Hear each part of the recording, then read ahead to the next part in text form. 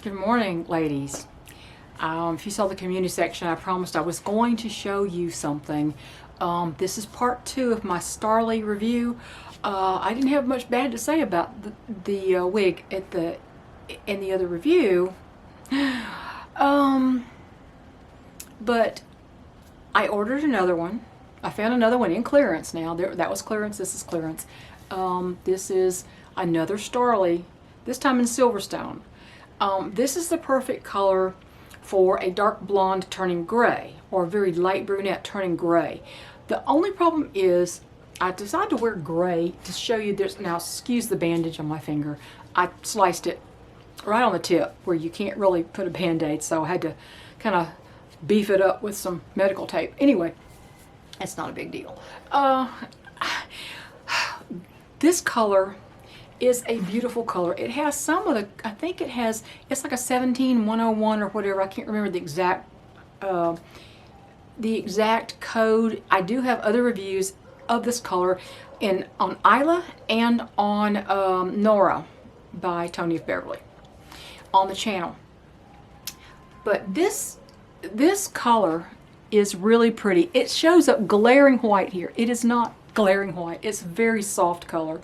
And I'll turn around and show you this color, and then we'll talk about something that popped up with this particular unit, as well as one that was purchased by a dear friend of mine, Rachel, the indecisive wig wearer.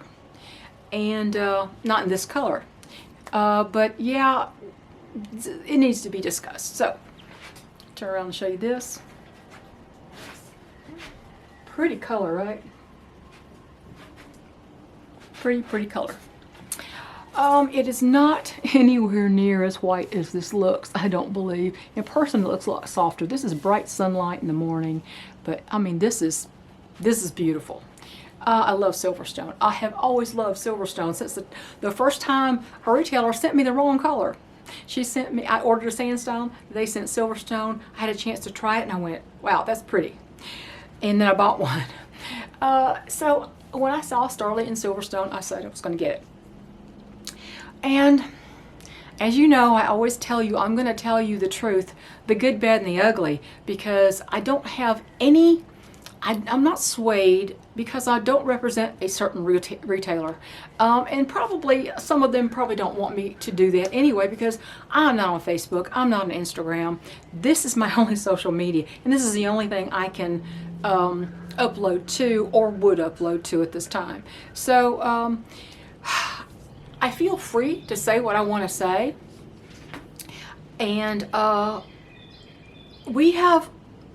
what you're dealing with, you're dealing with a manufacturer and then the middleman, the retailer, because you can't buy the wigs directly from the manufacturer. You have to go through some sort of retailer, and that often puts the retailer right in the middle of a disgruntled customer and the brand. So they're in the middle. The retailer is. Some retailers will not let that sway them. They will do what's right, whether the manufacturer will or not. If they see a problem and the manufacturer won't admit to it, like has happened with the lemonade that I ordered from Beltress. The brand was being completely obtuse and not seeing the problem. There's a huge problem. It had a very bad defect, and it was a defect, not a variance, a defect. There's no question at all that was a defect. Well,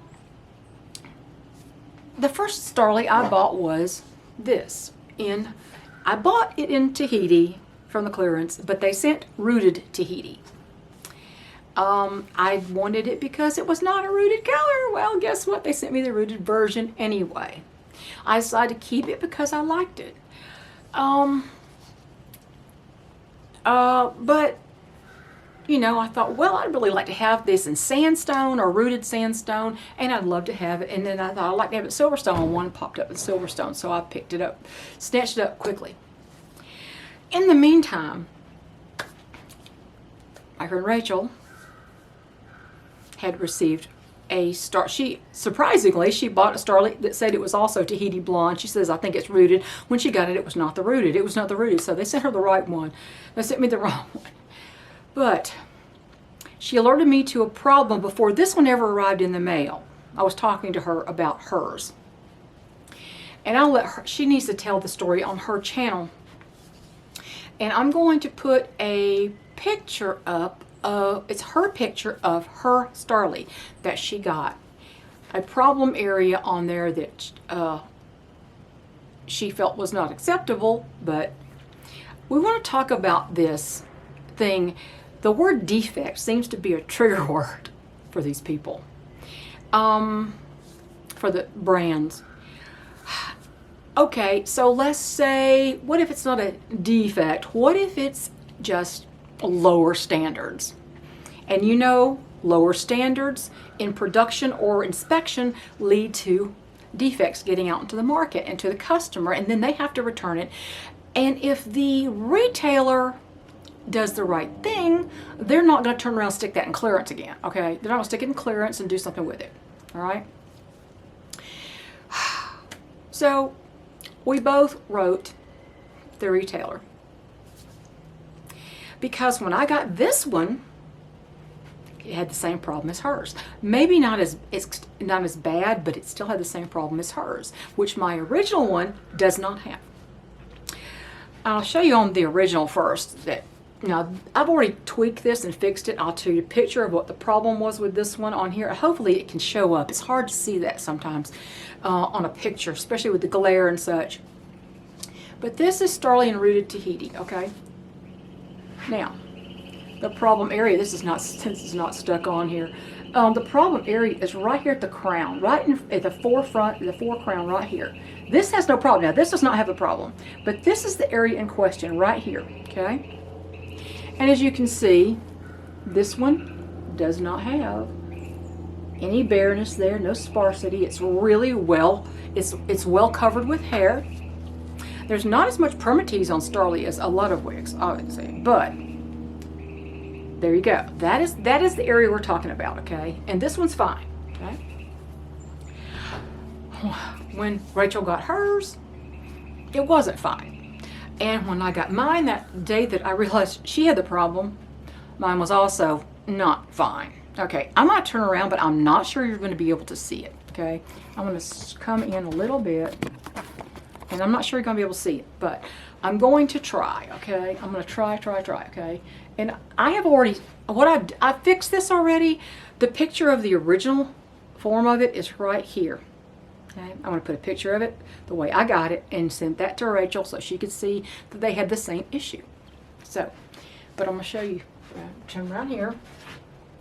And the problem was right here, okay? Right there. If you can see that. I hope I showed it. If I didn't, I'll throw it in a picture. The hair, there wasn't that much hair. And the wefts were showing. The hair was kind of forward, and there were the tracks right there. If somebody was taller than me, looking down on my head, they would immediately know that this was a wig. Isn't that kind of the point, to not know it's a wig? I mean, unless you're doing fashion colors and you're trying to, you're partying and you're going, oh, it's a pretty cool wig here. You don't want somebody to say to you, boy, your wig looks good. You want somebody to compliment your hair, not your wig. You know what I'm saying? So anybody would have seen the sparsity up there. And there wasn't really enough hair to cover the wefts. Mine had less hair. This one had less hair in the area than this one does, than the one I got originally. And I'll tell you what the manufacturer said. I mean, not the manufacturer, the retailer said. But we both wrote the retailer, and I said, please advise, there's not, it's very sparse there. And it seems like to me that would be a defect in the wig. And the answer, I said, please advise, So I love my other one. I said, I did actually order the other one, my original, and the wrong color came. Of course, I've talked to, mentioned the name of the representative who I talked to, and I said I sent pictures and so, but I decided to keep it, so that's kind of a moot point. But he wrote the manufacturer, and I wanted to tell you what the answer was, because this is going to help you decide if you want one of these, or if you want this color, or what you want to take a chance on. It's extremely inexpensive, okay? I understand that. But this is not a $20 Amazon wig. I've owned one of those. I did buy one of those in purple. As a joke, a few years back, I bought one. And it was 20 bucks. And it was purple. And I looked at this and I thought, it's really big on me, but this is not too bad. The fibers were soft, and it didn't have any sparsity of the hair. It was really crazy. But I don't even belong to Amazon anymore. I dumped Amazon, so I certainly don't want to go back. I don't want to take chances on those. But here's the answer from the retailer. Thank you for reaching out. I've reviewed the pictures you sent with our full management team. In an unrooted color like this, the permatease and wefting can be visible on these lower density styles. I don't know if I'd call that super low density. I mean, the cut makes it low density down here, but it's got decent hair up here. The other one does. This one is not as much hair on it. In an unrooted color like this, the permatease and wefting can often be visible on the lower density styles. The rooting helps to cover this on the darker rooted colors. So they're using coloring to cover that they didn't put enough hair on the wig. This is not a defect, but it's quite common in lighter blonde and silver colors. Fluffing the hair up or adding a darker root with root powder or spray can help alleviate the look of sparsity in this area. And then they give me a link to the John Renault Blend and Bill root spray. First, if I wanted a rooted wig, I wouldn't have ordered this. I bought it because it was not rooted. Not rooted. I bought the other one because it was supposed to be not rooted. And here I have a rooted wig that I can wear and an unrooted wig that, well, fluffing the hair up. Well, there wasn't really enough hair to fluff up, not to really disguise it. I had to resort to stronger measures to do that. I did fluff up the root back. I did fluff the hair up. I took my steamer to it. Taking a steamer to that, it was the only way that hair was going to have a chance of staying over the sparse area. And if the wind blows, it's going to show the wefts in this one little area right here. Now, suggesting to fluff up hair that's not there is not really a good suggestion. Adding a darker root with root powder when you don't want a root in the first place is not a good suggestion. Why do you think I bought this? It's not rooted. It's not a rooted color. And it does have a beautiful, beautiful, beautiful lace front. Oh my goodness, it's so pretty. And if you notice here, this band is covered with hair, unlike the Belle Tress one I got, which could not be worn. Now, granted, up here is probably a little easier to deal with than a flaw right here in the front where people see you, and it was at eye level. People look at your eyes, and there was a strap on the Belle Tress wig on the Lemonade. So the first retailer, not the first retailer, the first manufacturer suggested that I buy a hand-tied wig if I want to pull my hair back from my face, literally. I have to spend $600 because your wigs are so crappy that I can't wear them. I mean, I don't know what other reviewers look at what they think when they see me criticizing the brands. I don't think it does any women a service to, and I'm not saying anything about anybody in particular. I'm just saying in general, I don't think it does women with hair loss a service to not expose the problems with a wig. Okay? Now, if you have that, then you can decide, do I want to purchase that, take a chance, or do I not? And is it a problem? Do I love the wig so much that that little problem is insurmountable to me that I can actually fix it? Well, I may be able to wear this, okay? But see, they're claiming it's not a defect. I'm claiming it's poor construction. You want to cover up poor construction with a darker color. That's what that is.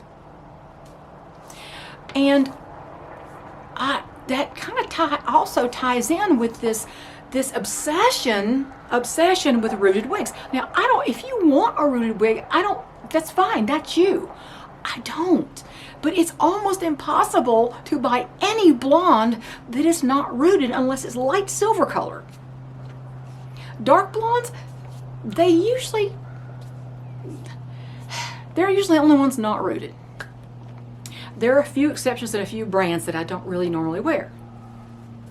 For example, Envy. Envy has, almond breeze, and it has ginger cream, and it has, I forget the other. It has dark.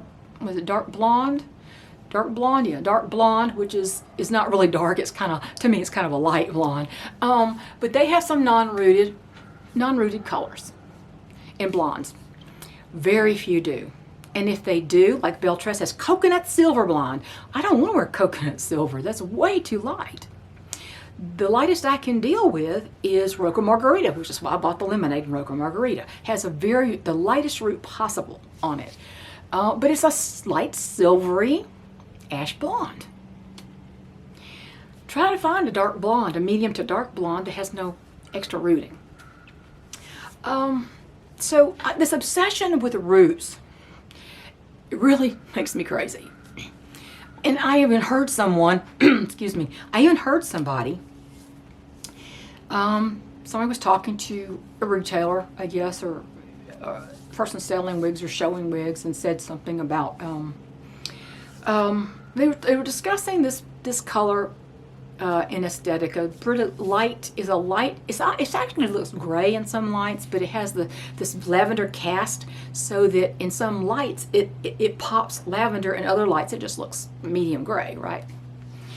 And they were discussing that color, and it's a pretty. If you want a fashion color, it's not really a fashion color per se. It's almost normal. It's almost a normal color. But if you want to go into something that's a little bit different, it would be a great choice. It's really pretty. Light silvery color with a lavender cast, okay? Well, somebody said, she said, the color's pretty, but somebody said, I wish it had a root. I wish it had a root. Wish it was rooted. And this person showing the wig said something about, oh yeah, me too. They need to have it rooted. I'm thinking, why? Why would you do that? It's not rooted. It's beautiful that way. Why would you root that? Because if you're going to dye your hair a fashion color, you're not going to dye some roots in there.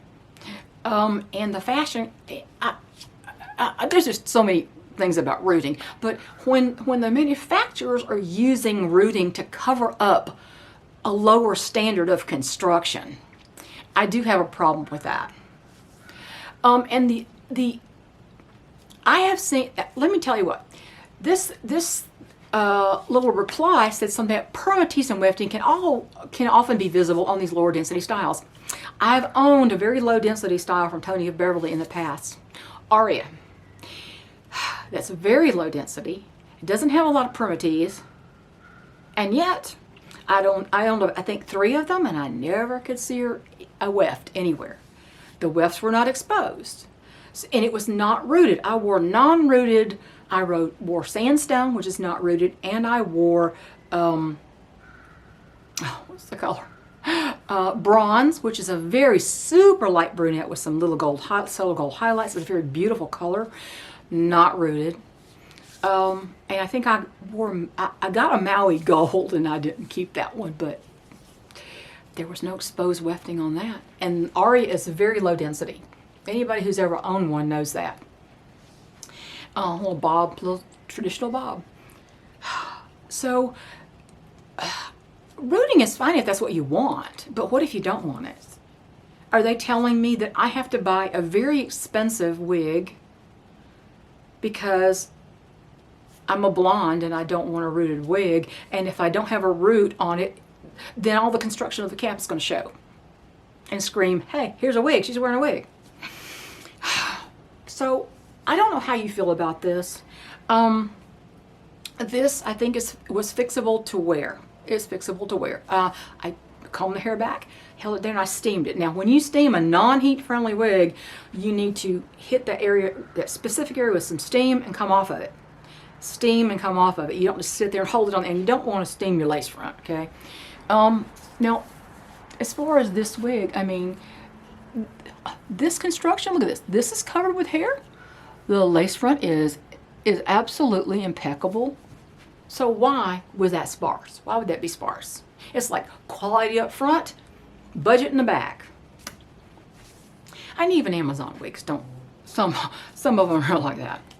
I will say a good thing.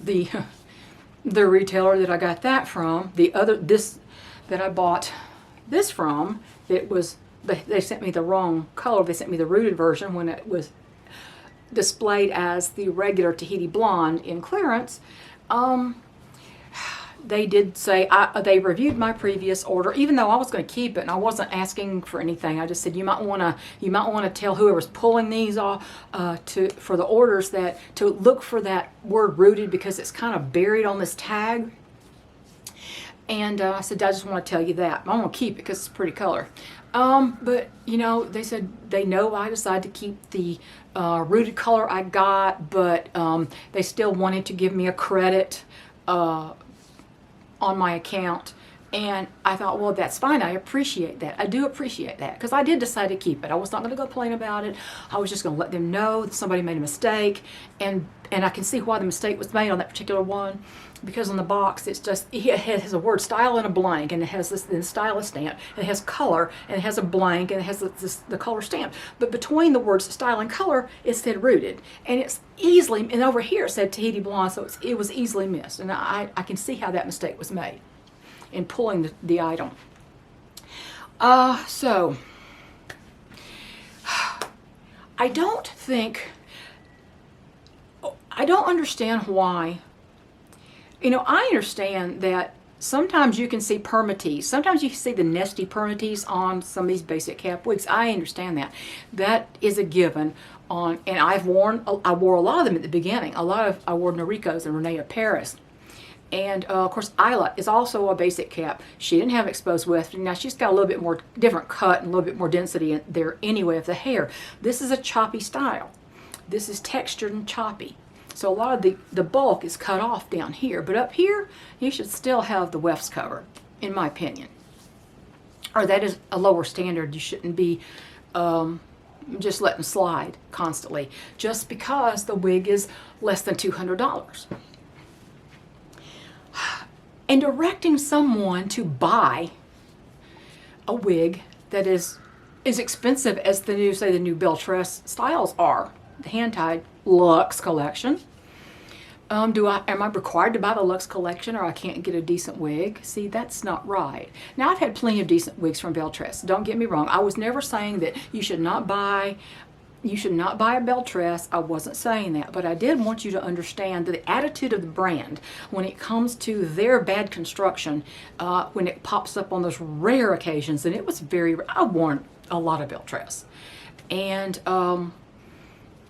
you know, that was the first defect I'd ever seen, and it was a true defect that you could not hide. And yet the manufacturer denied it was a defect. It's a glaring defect. Well, you all saw that. And that video got so many responses, so all of us are having the same issues. All right? But I just kind of resent the fact that I'm supposed to get a rooted wig just so all their bad work doesn't show. That's not an acceptable answer.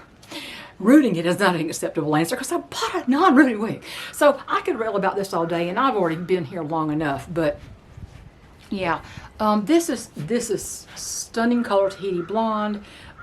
This one has no issues. This is perfect back there. I like this, and so I wanted to get 2 or 3 more. I wanted silverstone, sandstone, or rooted sandstone, and probably something else if I could There was another color I can't remember. But you know, here's the Silverstone, and do you think it's? I mean, I think there's a variation in these two. I'll turn around a little bit and let me pull back just a hair, and I'll turn around and show you if I possibly get this done here. I think there's a variation. Whoops, there she goes. Oh, I should have kept the pins in that, shouldn't I? But there, now I did say I was going to show you the cap. Okay, let me show you the cap on this thing. In case you decide to take a chance, or you have rooted colors and you think you can deal with it. Here's the cap. Here's the lace front. It's not a very deep lace front. It might be an inch at the center. I thought it was like a half an inch, but at the widest point, it's about an inch, I guess. And it has some permatease, not an excessive amount. It also has, this is a great thing in this price range, an extended nape and Velcro adjusters. I mean, and this is an extended lace front on this wig. Do you see this? It has some nice features for the price. But my gosh, it's got to have enough hair to cover the construction of the cap up there. So you may or may not have a problem if you buy one. You may or may not. It's a cute style, cute sporty style. It seems different than these two seem quite different, but that's a variance. That's not a defect. That's just a variance between units, which you know we're all used to, right? We don't like it, but we're used to it. So anyway, I just thought I would bring that to your attention if you were going to buy a Starly based on my review of it, which I was very happy with the first one. Always reviews are based on the wig that's on your head or in your hand on the video. It's never based on all. You can't say one thing about all of them, except that here I've had the problem with this one, and so did my friend. So I hope this is not a trend, that they're going to try to cut costs, save money, cut corners on lower priced wigs. It's not, I mean, anytime I spend $100, that to me, that takes a little thought. It's not nothing to me. It's not nothing to most women who have to wear wigs. So at least, if the permatease is a little nasty, fine, but for goodness sakes, put enough hair up there to cover the wefts, okay? Put enough hair and or permatease up there, something to cover the wefts. If there's not enough, you can't exactly fluff it up. Y'all have a good day, and I'm going to go inside because I am freezing out here. Bye, everybody.